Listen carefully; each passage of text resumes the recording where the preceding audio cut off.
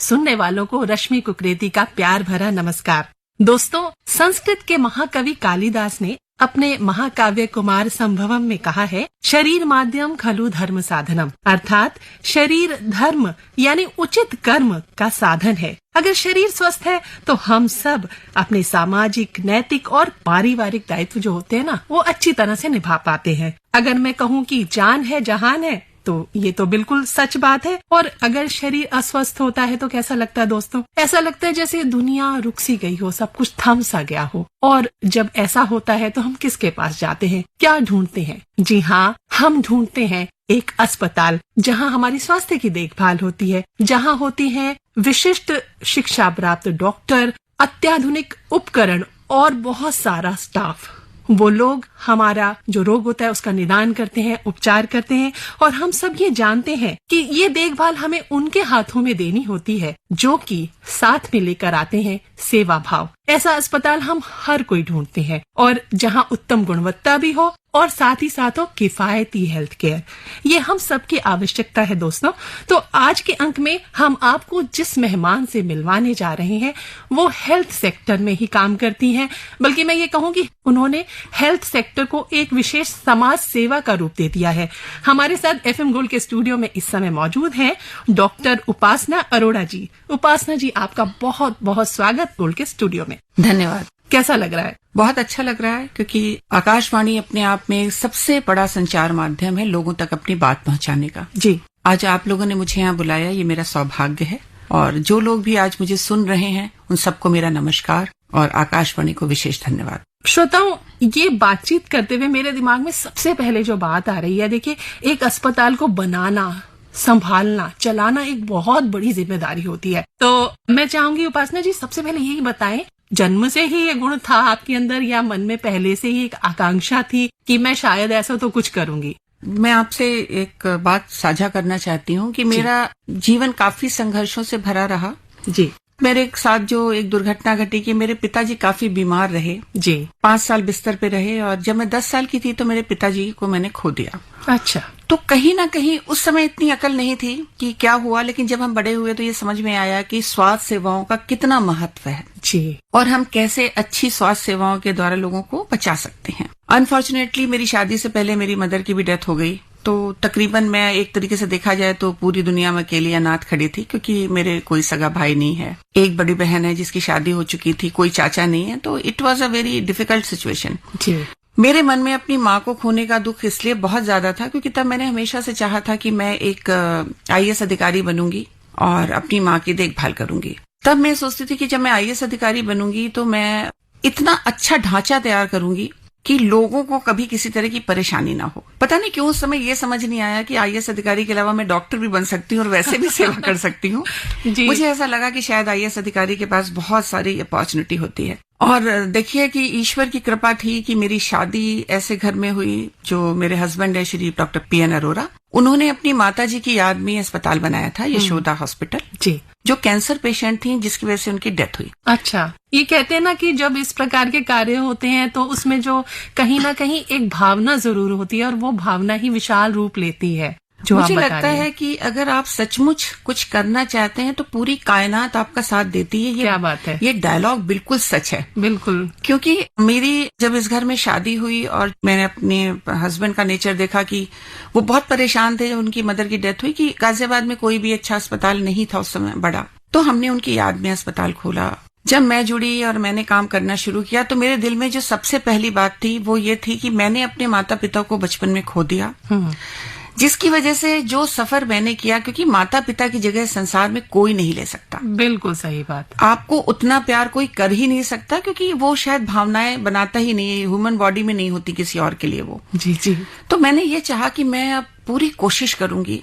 मुझे ये शायद भगवान ने ही मौका दिया था कि तुम जाओ और कुछ करो। तो इस दृढ़ निश्चय के साथ हम लोगों ने, जब मेरी शादी हुई थी तब हमारे पास एक 100 बेड का अस्पताल था। अच्छा। फिर जब हमने ज्वाइन किया तब हम लोगों ने उस अस्पताल को 300 बेड में बड़ा किया। तब माननीय लाल कृष्णवानी जी आए थे, तब वो डिप्टी प्राइम मिनिस्टर हुआ करते थे, उन्होंने इनॉग्रेशन किया। चलते चलते उन्होंने मुझे आशीर्वाद दिया जब मैंने उनके पांव छुआ, खूब खुश रहो, खूब तरक्की करो। वाह, क्या बात है। उनका आशीर्वाद मुझे काफी लगा।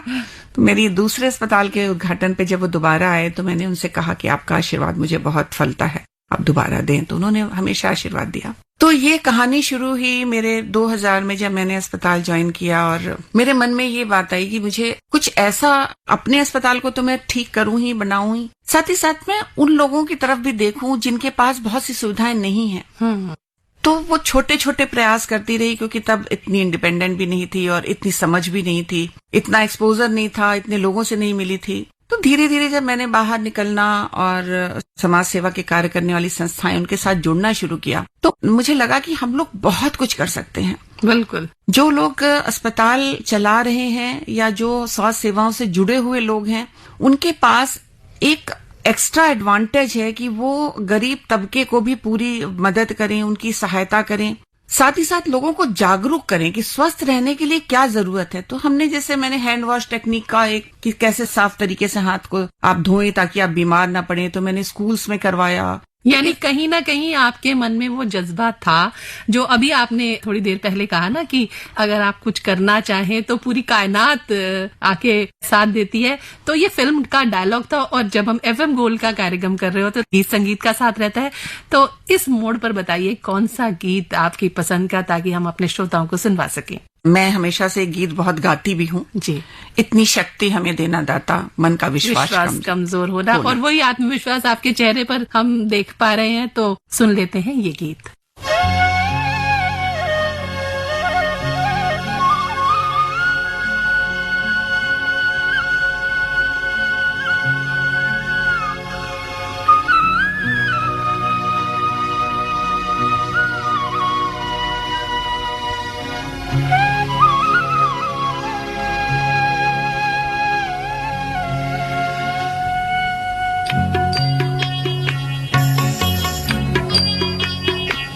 इतनी शक्ति हमें देना दाता, मन का विश्वास कमजोर होना।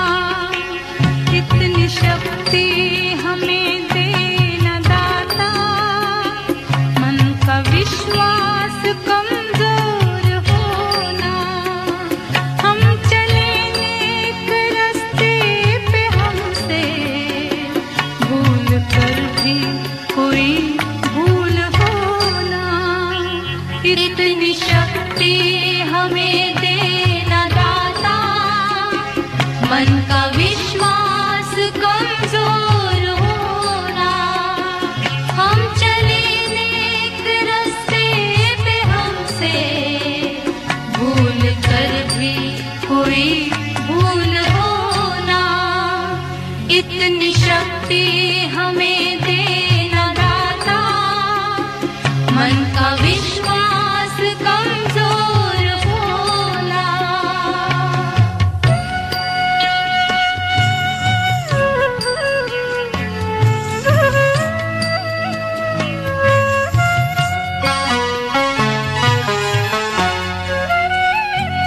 दूर अज्ञान के हों अंधेरे, तू हमें ज्ञान की रोशनी दे। हर बुराई से बचते रहे हम, जितनी भी दे भली जिंदगी दे। बैर होना किसी का किसी से, भावना मन में बदले की होना। हम चले नेक रास्ते पे, हमसे भूल कर भी कोई भूल होना। इतनी शक्ति हमें देना दाता, मन का विश्वास कमजोर होना।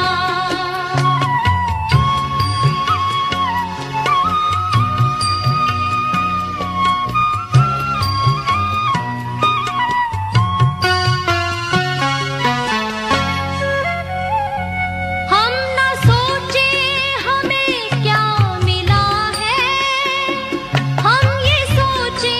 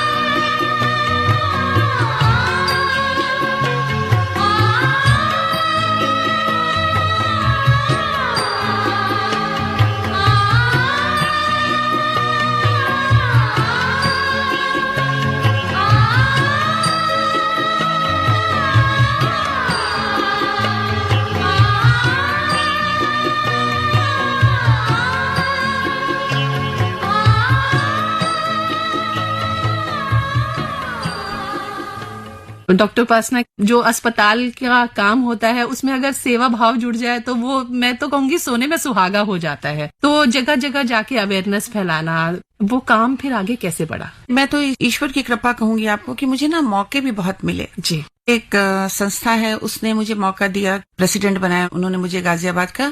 उसके तहत मैं गई, एक स्कूल है बच्चों का, उसमें मैंने वहां देखा जो बच्चियां पढ़ रही थी उनके पास काफी सुविधाओं की कमी थी। तो मैंने कहा कि चलो इन बच्चियों की देखभाल मैं करती हूँ। तो मैंने फिर उनका ध्यान रखना शुरू किया, उनकी जो भी जरूरतें थी, जैसे अगर आरओ लगवाना है या कंप्यूटर दिलवाना है या उनका स्वास्थ्य परीक्षण है या उनकी दीवार ऊंची करवानी है, टाइप्स छोटी छोटी बड़ी बड़ी जो भी चीजें थी वो मैंने कोशिश करके उनके साथ अपना एक कहते हैं भावनात्मक लगाव भी रखा। तो मैं जाती रही, तो उससे मुझे ना और प्रेरणा मिली। मुझे लगा कि ये तो बहुत इतना मुश्किल काम नहीं है लोगों की मदद करना।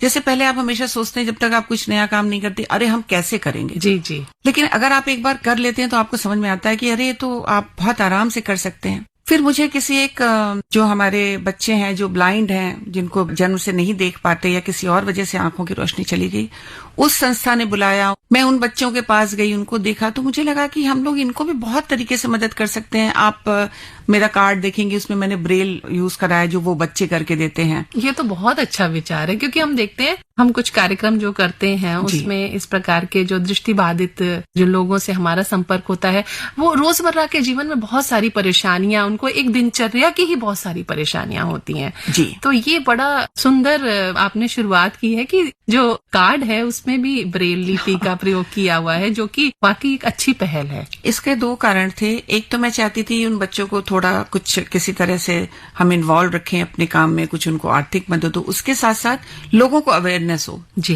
कि वो भी इस तरह की चीजें बनाएं। जैसे मैं अपनी लेटर हेड बनवा रही हूँ तो मैंने उस पर भी ब्रेल करवाया है।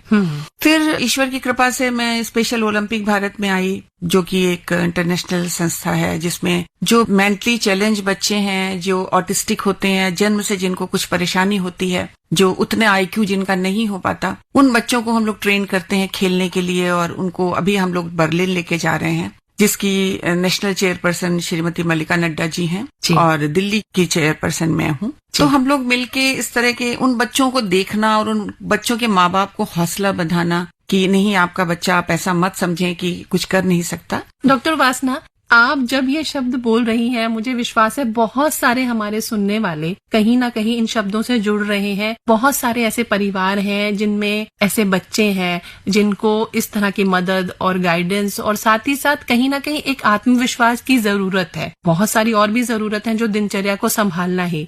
इनके बारे में बताइए, जो हमारे श्रोता सुन रहे हैं, कि उनके मन में कहीं आशा की एक किरण क्या मिल सकती है? देखिए, ये जो बच्चे हैं, इनके माँ बाप जो लगातार परेशान रहते हैं क्योंकि उन्हें ऐसा लगता है कि उनके बच्चों का कोई भविष्य नहीं है जी। तो इस तरह की संस्थाओं में अगर वो अपने बच्चों को लेके आते हैं, तो इन बच्चों को जब वो खेल कर आते हैं, मेडल लेकर आते हैं, तो उनका जो है आत्मविश्वास बढ़ता है, साथ ही साथ उनको आर्थिक मदद भी मिलती है। जी बिल्कुल। तो ये सारी चीजें उस परिवार के जो कहते हैं ना, एक मॉरल डाउन होता है, उसको अप करता है कि भाई ये बच्चे भी पैसे कमा रहे हैं, ये बच्चे भी स्टेज पे हैं। तो इन बच्चों को हम लोग कई तरीके से ट्रेन करते हैं। तो मुझे लगता है, बल्कि अभी हम लोग ऐसा भी सोच रहे हैं कि इन बच्चों के माता पिता को थोड़ी और राहत देने के लिए अगर हम डे बोर्डिंग टाइप कोई फैसिलिटी शुरू करें। क्या बात है। तो जहां पर माँ अपने बच्चे को दिन के लिए छोड़ के अपने काम पे निश्चिंत होकर जाए और हम अपने तरफ से कुछ लोगों को रखें जो उन बच्चों की देखभाल करें।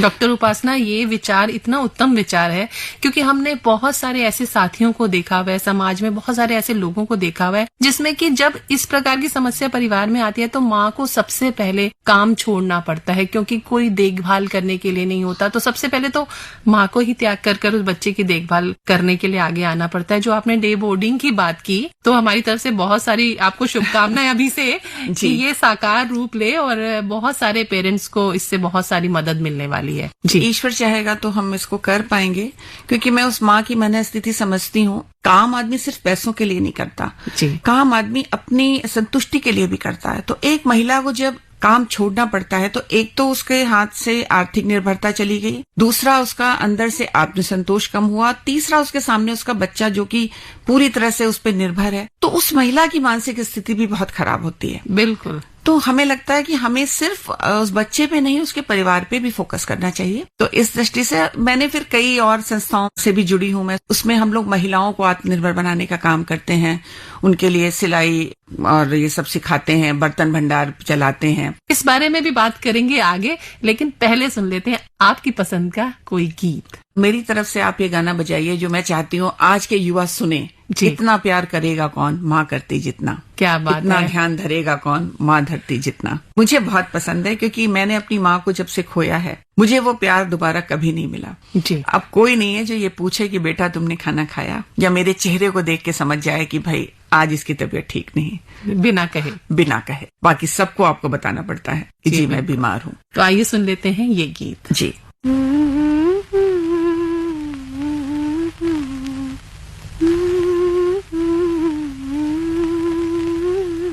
इतना प्यार करेगा कौन, माँ करती जितना। इतना प्यार करेगा कौन, माँ करती है जितना। इतना प्यार करेगा कौन।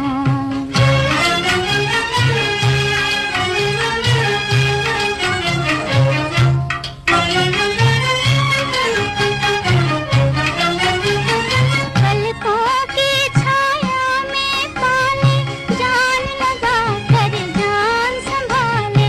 पलकों की छाया में पाले, जान लगा कर जान संभाले।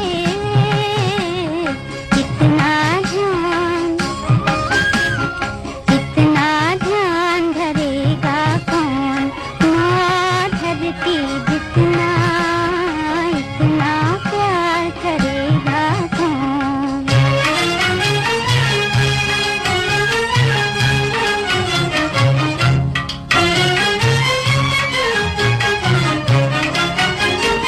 और तो सब मतलब के बंदे, ललचाई नीयत में अंधे।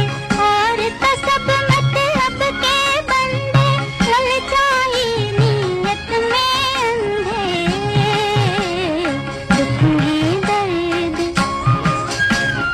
दुख में दर्द हरेगा कौन, माँ हरती जितना। इतना प्यार करेगा कौन।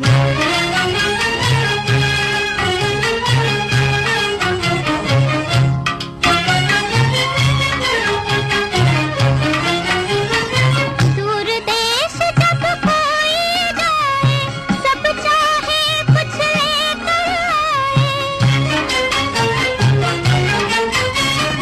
माए कहे कुछ लाए न लाए, लाल मेरा वापस आ जाए। माए कहे कुछ लाए न लाए, लाल मेरा वापस आ जाए। हरदम याद करेगा कौन, माँ करती जितना। इतना प्यार करेगा कौन, माँ करती है जितना। इतना प्यार करेगा कौन। बहुत ही मीठा गीत, और ये गीत सुन के तो हम लोग भी बहुत ही भाव विवल हो गए मन में। बस वही माँ का अपना चेहरा घूमने लग गया। और हम कहे जब हम बीमार होते हैं तो सबसे पहले माँ ही याद आती है। संस्था के बारे में आप बात कर रही थी, उसके बारे में और जानना चाहेंगे डॉक्टर उपासना। देखिए, ये कुछ हम महिलाओं ने मिलकर इस संस्था बनाई, जिसमें कुछ प्रमुख जो हमारे दिल्ली प्रदेश की महिलाएं हैं, जैसे अंजू आहूजा जी हैं जिन्होंने इसको बनाया, मुझे अपने साथ जोड़ा। हम लोग तो स्वावलंबी हैं और ठीक है, अच्छे घरों से हैं। जो नहीं भी काम करती हैं महिलाएं, वो भी वेल सेटल हैं। क्यों ना हम उन महिलाओं का हाथ थामे जो आत्मनिर्भर भी नहीं है, जिनको अपने अधिकारों का भी ज्ञान नहीं है, जो एक्चुअली समाज की दबी और कुचली महिलाएं हैं। ये शब्द बड़ा बुरा लगता है सुनने में, लेकिन अगर हम अपने आसपास से निकलकर बाहर देखें, दुनिया में अभी भी महिलाओं के ऊपर अत्याचार हैं। हाँ। तो जिनसे उन्हें निकालना बहुत जरूरी है, और उसके लिए पहला कदम होता है महिला का आत्मनिर्भर होना। तो हमने कुछ महिलाओं के लिए सिलाई स्कूल खोला। फिर हमें लगा कि हम और क्या करें, तो हमने छोटी छोटी और बहुत सारे इनिशिएटिव लिए। सबसे पहले हम लोगों ने ये सोचा कि चलो इनको मेनिस्ट्रुअल हाइजीन सिखाएं, क्योंकि आपको पता है कितनी महिलाएं यूटीआई और जो भी इस तरह की बीमारियां होती हैं उन्हें, उसका रीजन ये होता है उन्हें मेनिस्ट्रुअल हाइजीन का पता ही नहीं है। जी। तो हमने उनको सैनिटरी पैड्स बांटे और उनको बताया कि आप कैसे खुद को स्वच्छ रखें। साथ ही साथ जैसे मैं जुड़ी हुई हूँ, हमने यशोदा अस्पताल ने पूरा गाजियाबाद का टीबी पेशेंट गोद लिया हुआ है, तो हम लोग उन सबको खाना देते हैं, न्यूट्रिशनल फूड, और उनकी पूरा ट्रैक रखते हैं। तो हमारे पास 5100 पेशेंट हैं जिनका हम लोग ध्यान रखते हैं। कुछ टीबी पेशेंट दिल्ली में भी गोद लिए इस तरीके से। अच्छा, मैं सिर्फ एनजीओ के माध्यम से नहीं, मैं बहुत सारे चैम्बर से जुड़ी हुई हूँ, बहुत सारे काउंसिल हैं, चैम्बर हैं, तो मैं उनके साथ भी मैंने पूरी कोशिश करी कि हम जो वो तबका है जहां तक पहुंचते नहीं है लोग, वहां तक पहुंचे। ऐसी कोई घटना या ऐसा कोई रोगी या ऐसा कोई जो बीमार आपके संपर्क में आया हो जिसमें आपका दिल छू गया हो, आपकी मदद से कुछ तो ऐसा हुआ है, कुछ ऐसी घटना याद आ रही है? देखिए, सबसे पहली जिस घटना ने मुझे बदला था, 2007 की बात है। हमारे अस्पताल में 2 ट्विंस बच्चे हुए थे। बच्चे बहुत सिक थे, तो वो फादर ने कहा कि हम अफोर्ड नहीं कर सकते प्राइवेट अस्पताल, तो हम सरकारी में जाएंगे। तो वो सरकारी में गए, वहां लेकिन उन्हें वेंटिलेटर नहीं मिला। अच्छा। तो वो वापस उन्हें आना पड़ा। तो पिता ने अपने एक बच्चे के मुंह से मास्क हटाना शुरू किया कि मेरे को 2 बच्चे मैं पाल नहीं सकता हूँ आगे, तो मैं एक को आप मास्क हटा दीजिए, मुझे नहीं इसको सरवाइव करवाना है, और आप लोग एक का आप लोग देख लीजिए क्या करेंगे। तो मेरे स्टाफ ने जब बताया तो हमने कहा नहीं भाई, उनको मना करो, कुछ ना करें, हम लोग इसकी देखभाल करेंगे। तो वो मेरे हाथों से पहला ऐसा काम था जिसे आप पुण्य का काम कह सकते हैं कि हम लोगों ने, डॉक्टर्स ने भी कोई पैसे नहीं लिए, अस्पताल ने भी कोई पैसे नहीं लिए, हम लोगों ने उनका फ्री ट्रीटमेंट किया। क्या बात। लेकिन तो आपको मैं बताऊं क्या आश्चर्य की बात थी, जिस बच्चे को पिता चाहता था बचाना, वो बच्चा नहीं सरवाइव किया। तो सोचिए अगर उस दिन वो अनहोनी होती तो वो पिता दोनों बच्चों से हाथ, तो कहीं ना कहीं वो जो गलत होने जा रहा था वो आपने रोक दिया। ये तो बहुत मार्मिक घटना आपने बताई। तो ये घटना थी जिसने मेरा, कहते हैं ना, एक दुनिया को झकझोर कर रख दिया, बिल्कुल हमें ही एकदम झकझोर के रख दिया। मैं ये समझ गई कि जीवन में जब आर्थिक परेशानी बहुत होती है तो इंसान, कहते हैं ना, इमोशनल होना भी भूल जाता है, क्योंकि उसके सामने रोटी की ही समस्या होती है। जी, बड़े बड़े समझौते कर लेता है। जी।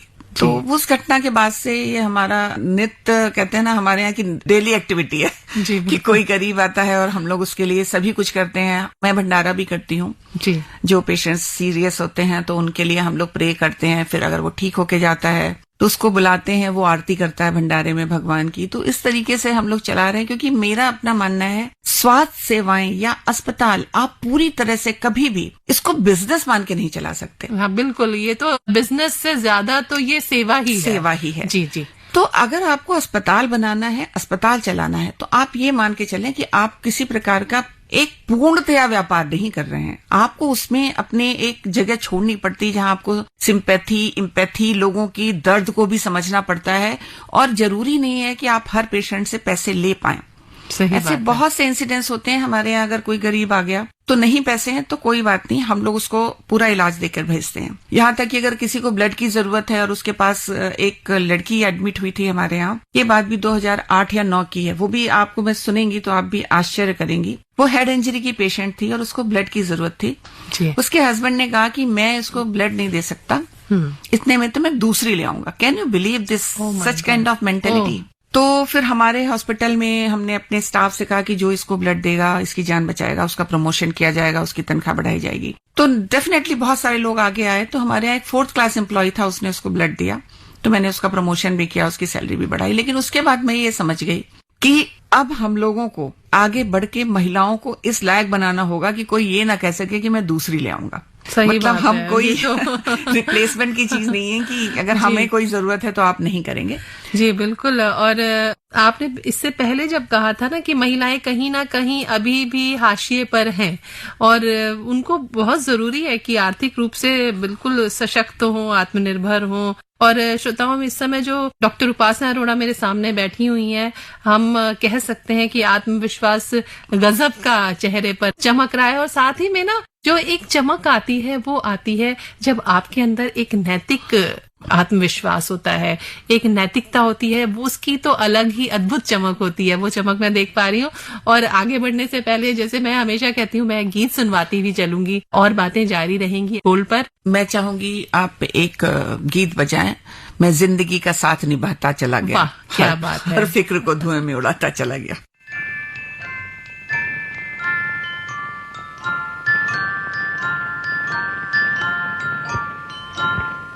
मैं जिंदगी का साथ निभाता चला गया,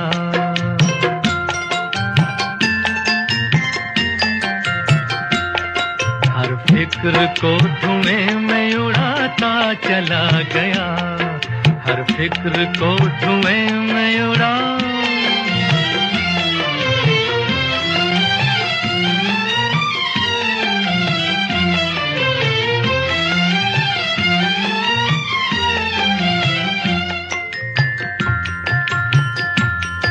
बर्बादियों का सोग मनाना फजूल था,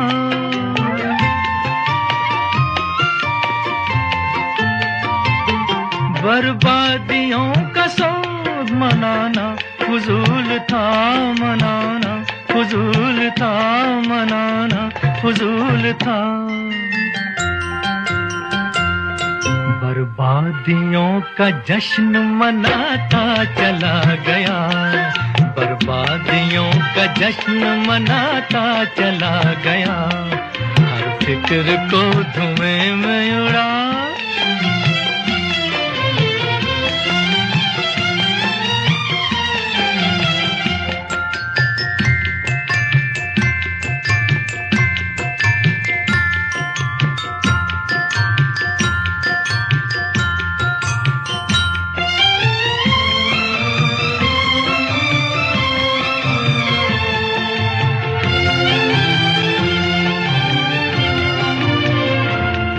जो मिल गया उसी को मुकद्दर समझ लिया,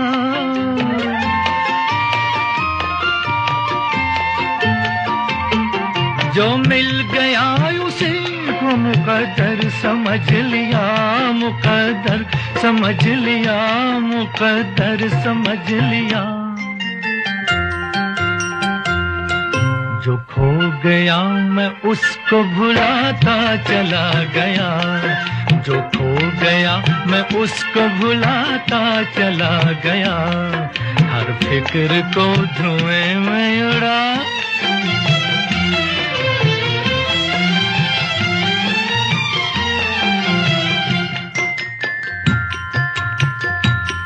गम और खुशी में फर्क न महसूस हो जहां,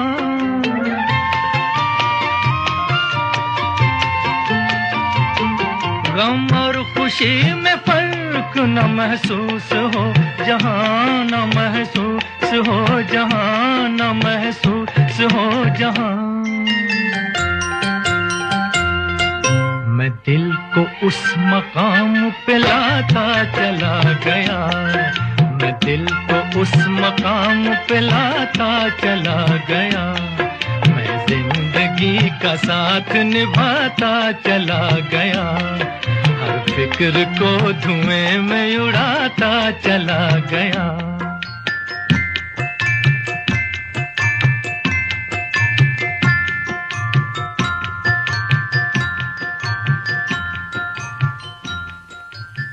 बहुत सुंदर सा गीत देवानंद जी पर फिल्माया गया था और मुझे भी बहुत पसंद है ये गीत। डॉक्टर अरोड़ा, आप भविष्य कैसा देखती हैं? भारत जैसे देश में जहाँ की इतनी बड़ी विशाल जनसंख्या है और हेल्थ केयर हर किसी के पास नहीं पहुंच पाती, अभी भी बहुत सारे ऐसे लोग हैं जो चाहते तो बहुत कुछ हैं, बहुत सारी सुविधाएं चाहते हैं लेकिन नहीं पहुंच पाती। क्या जरूरतें अभी भी बाकी हैं? क्या सपना है आपका? देखिए, सबसे बड़ी बात है कि इस समय भारत जो है वो विश्व का नंबर 1 जनसंख्या वाला देश बन चुका है जी। तो ये हमारी कमजोरी भी है लेकिन साथ ही हमारी ताकत भी है। क्योंकि हमारे पास 50% युवा हैं जो काम कर रहे हैं, और जापान जैसे देश हैं या और देश हैं जो इस समस्या से जूझ रहे हैं कि उनके यहाँ यंग जनरेशन नहीं है। तो सबसे अच्छी बात यह है हमारे देश की कि हमारा युवा आगे चल के पूरे विश्व को काम करेगा सबके लिए, तो भारत वैसे ही बहुत समृद्ध हो जाएगा। दूसरा, मैं अपने माननीय प्रधानमंत्री श्री नरेंद्र मोदी जी का बहुत बहुत धन्यवाद करती हूँ कि उन्होंने आयुष्मान योजना शुरू करी। जी, हमने भी अपने अस्पताल में आयुष्मान योजना ले रखी है, जिसमें हम लोगों का भी हमने हार्ट का ऑपरेशन किया आयुष्मान योजना के तहत, साथ ही साथ किडनी ट्रांसप्लांट किया। एक्चुअली ये योजना जो है उन गरीब लोगों को बहुत बड़ी राहत मिली है इससे। जी बिल्कुल। साथ ही साथ एक जो अब हमारे हेल्थ मिनिस्टर हैं हमारे माननीय मांडविया जी, उनका एक विजन है टेली हेल्थ का, जो आप कह रहे हैं कि बहुत बड़ी जनसंख्या है, और सच बात है कि हर जगह, क्योंकि इतने डॉक्टर्स नहीं हैं, लेकिन साथ ही साथ इतने सारे मेडिकल कॉलेज वो बना रहे हैं। जैसे हम लोग भी अपने हॉस्पिटल में DNB चला रहे हैं, जिसमें हम पोस्ट ग्रेजुएट तैयार कर रहे हैं। जी, तो ये जो सरकार का एक कदम है कि उन्होंने ना बहुत यूजर फ्रेंडली हो रहे हैं, वो जो अस्पतालों को या जो मेडिकल कॉलेज चला रहे हैं उनको ना उन्होंने अब काफी सपोर्ट करना शुरू किया है। तो इससे एक तो डॉक्टर्स की संख्या बढ़ रही है। इस बार के बजट में हमारी फाइनेंस मिनिस्टर श्रीमती निर्मला सीतारमण जी ने काफी नर्सिंग कॉलेज खोलने की घोषणा करी है, जो कि बनने शुरू हो गए हैं, तो हमें नर्सेज भी ज्यादा मिलेंगी। लेकिन कितने भी बन जाएं, हर जगह जरूरत हमेशा बनी रहेगी। जी। तो उसके लिए ये जो टेलीमेडिसिन टाइप चीजें हैं ये बहुत हेल्पफुल है। हाँ, मतलब तकनीक का कहीं ना कहीं इस्तेमाल करके ये सुविधाएं वहां तक पहुंचाई जा सकती हैं। अभी हम लोग एक पहल कर रहे हैं कि जो हमारे गाजियाबाद का अस्पताल है सरकारी, जी, उसका ICU हम लोग मॉनिटर करेंगे, क्योंकि हमारे पास 24/7 क्रिटिकल केयर के डॉक्टर्स अवेलेबल हैं, और एक शिफ्ट में मेरे पास क्रिटिकल केयर के 4 डॉक्टर्स हमेशा रहते हैं, तो 3 शिफ्ट में 12 डॉक्टर्स हैं। तो हमने ये डिसाइड किया है कि हम वहां पर एक मॉनिटर लगाएंगे, जो हमारा सरकारी अस्पताल है उसमें इस तरीके की सुविधा है कि वो मॉनिटर ना पेशेंट टू पेशेंट लगे रहेंगे। अच्छा। और उन सबका डायरेक्ट टेलीकास्ट हमारे पास होगा। अच्छा, एक CCTV का कुछ सा रूप सा। बिल्कुल उस तरीके से। और वो हम एक कमांड रूम बना रहे हैं, जिस कमांड रूम में जो हमारा एक्सपर्ट डॉक्टर है, वहां के डॉक्टर्स को हम लोग ट्रेनिंग दिलवा रहे हैं, ताकि जब हमारा डॉक्टर उनको बताए कि अब आप इस पेशेंट की कैसी देखभाल करें, तो वो उसको फॉलो कर सके। अच्छा, तो ये एक पहल है। ऐसी पहल सभी लोग कर सकते हैं, सभी बड़े अस्पताल या सरकारी बड़े अस्पताल छोटी जगहों के लिए, या हम लोग जैसे यहाँ बैठकर हम किसी गांव में एक छोटी सी अगर PHC CSC भी है, वहां पर भी अब तो सब जगह टेलीफोन पे नेटवर्क चल रहा है, बहुत अच्छा चल रहा है। तो उसके थ्रू हम लोग जो है ना, सुपर स्पेशलिस्ट सब जगह अवेलेबल नहीं होता, उसका हम लोग अभी भी ये करते हैं कि कहीं दूर दराज के गांव में कोई बैठा है तो वहां का जो एक लोकल डॉक्टर है वो हमारे यहाँ के सुपर स्पेशलिस्ट है, क्योंकि हमारे पास टच में रह सकता है, तो और पूरी बात कर लेते हैं। और वहाँ के रोगियों को जो डॉक्टर है लोकली अवेलेबल है, सुपर स्पेशलिस्ट की जो सलाह का फायदा उनके थ्रू पहुंचाया जा सकता है, और बहुत कम दामों में भी, बहुत कम दामों में। साथ ही जैसे ECG किया, ECG की रिपोर्टिंग सीधे कार्डियोलॉजिस्ट के पास गई और वो बता देगा डॉक्टर को कि ये कैसी है, कैसे फॉलो अप करना है, क्या लाइन ऑफ ट्रीटमेंट क्या रहेगी। टेक्नोलॉजी बहुत आगे चली गई है और बहुत बड़ा रोल प्ले कर रही है इस समय। जी, ये हम सबके लिए बहुत ही अच्छा समय है। मुझे लगता है कि भारत इस समय एक उज्जवल भविष्य की ओर जा रहा है, जिसमें हेल्थ केयर सेक्टर भी बहुत, क्योंकि हम लोग मेडिकल वैल्यू ट्रैवल पे भी बहुत काम कर रहे हैं। जी, मेडिकल टूरिज्म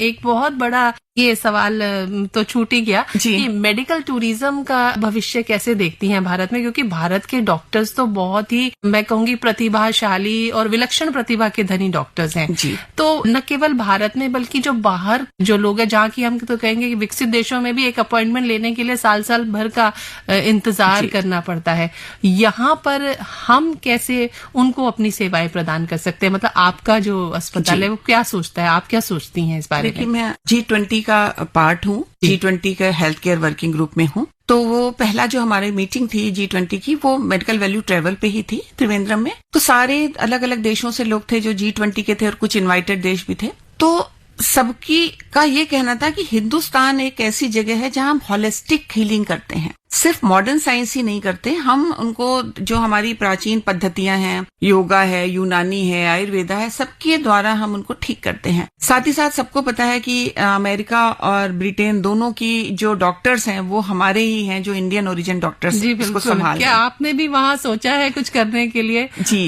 हमने एक छोटी सी कंपनी खोली है लंदन में भी जी, और वहां से हमारा टाई अप हुआ है, जो वहां पे बैठते हैं हमारे इंडियन ओरिजिन के डॉक्टर्स, क्योंकि जब पेशेंट को लंबी वेटिंग होती है और उसका इमरजेंसी होती है, उसे जरूरी है कि वो ऑपरेशन कराए, बहुत परेशानी हो जाती है जी। तो वहां से पेशेंट फिर हमारे पास आएंगे। और ये सिर्फ एक यशोदा अस्पताल तक ही सीमित नहीं है। मैं आपको बताऊं, इस समय वैसे भी बहुत सारे देश भारत ही आ रहे हैं अपने इलाज के लिए। जैसे साउथ सूडान का पेशेंट हमारे पास आते हैं, हमारे पास रशिया से पेशेंट्स आते हैं, हमारे पास उज्बेकिस्तान से आते हैं, तो बहुत सारी कंट्रीज हैं।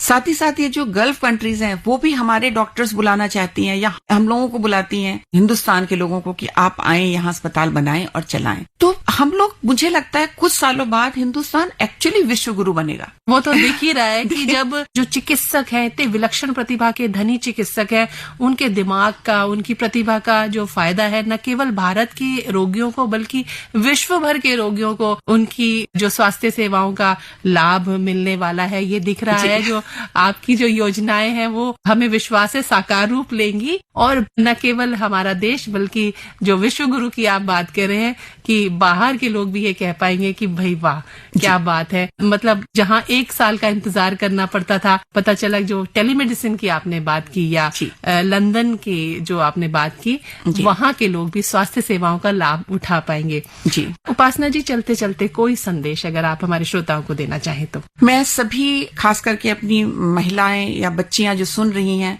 उनको मैं कहना चाहती हूँ कि हमेशा स्वयं पे विश्वास रखें, अपने आत्मविश्वास को कभी कम ना होने दें। कितना भी संघर्षपूर्ण जीवन हो, हमेशा मान के चलें कि हर रात की सुबह जरूर होती है, तो ये दिन भी कट जाएंगे।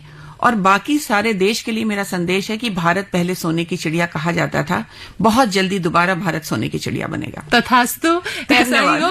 और एक स्वयं सिद्धा महिला हमारे सामने मौजूद है।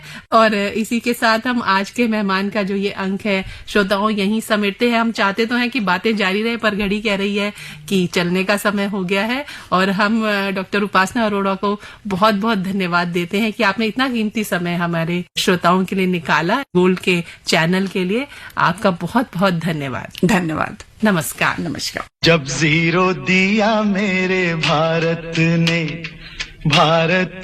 मेरे भारत ने, दुनिया को तब गिनती आई।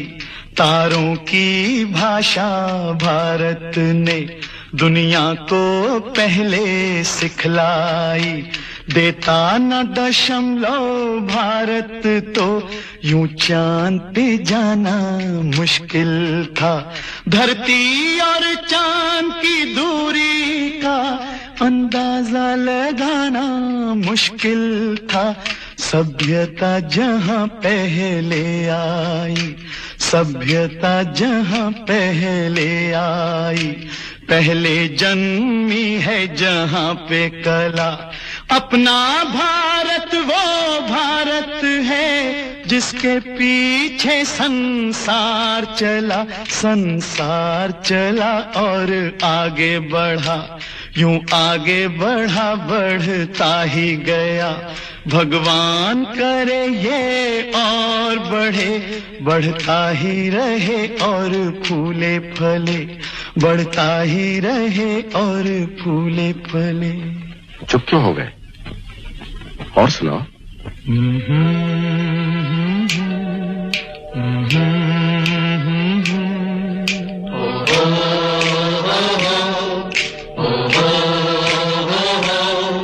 है प्रीत जहां की रीत सदा,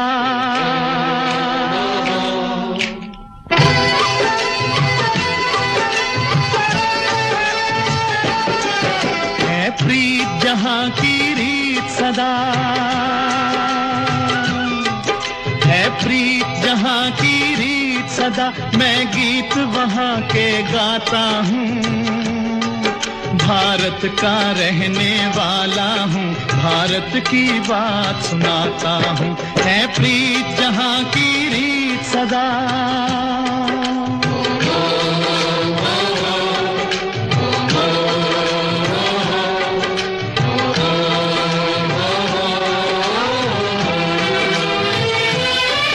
काले गोरे का भेद नहीं, हर दिल से हमारा नाता है।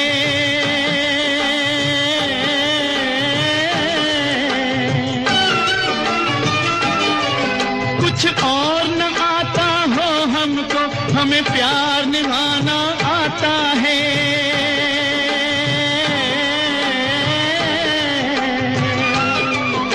जिसे मान चुकी सारी दुनिया हो, जिसे मान चुकी सारी दुनिया। मैं बात वही दोहराता हूँ, भारत का रहने वाला हूँ, भारत की बात सुनाता हूँ। है प्रीत जहाँ की रीत सदा,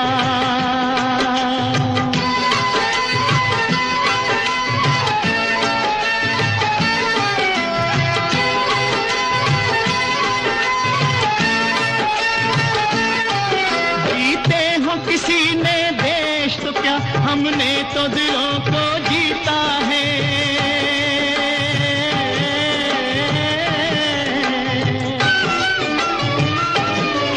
जहाँ राम अभी तक है नर में, नारी में अभी तक सीता है।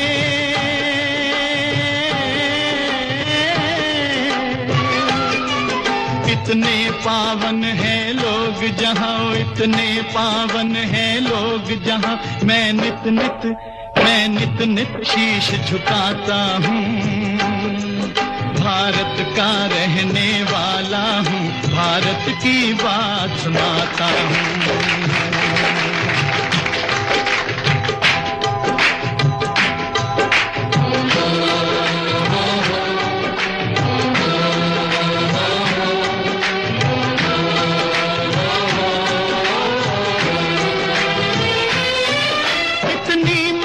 नदियों को भी जहाँ माता कह के बुलाते हैं।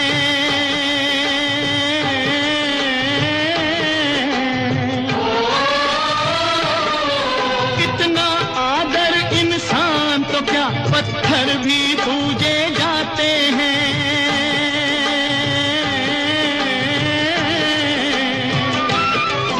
उस धरती पे मैंने जन्म लिया हो, उस धरती पे मैंने जन्म लिया। ये सोच के मैं इतराता हूँ, भारत का रहने वाला हूँ, भारत की बात सुनाता हूँ। है प्रीत जहाँ की रीत सदा,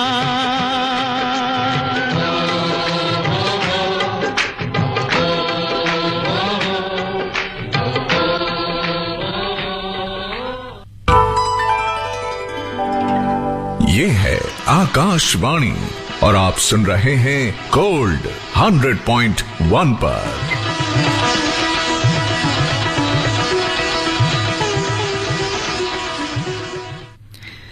आप सुन रहे हैं आकाशवाणी दिल्ली का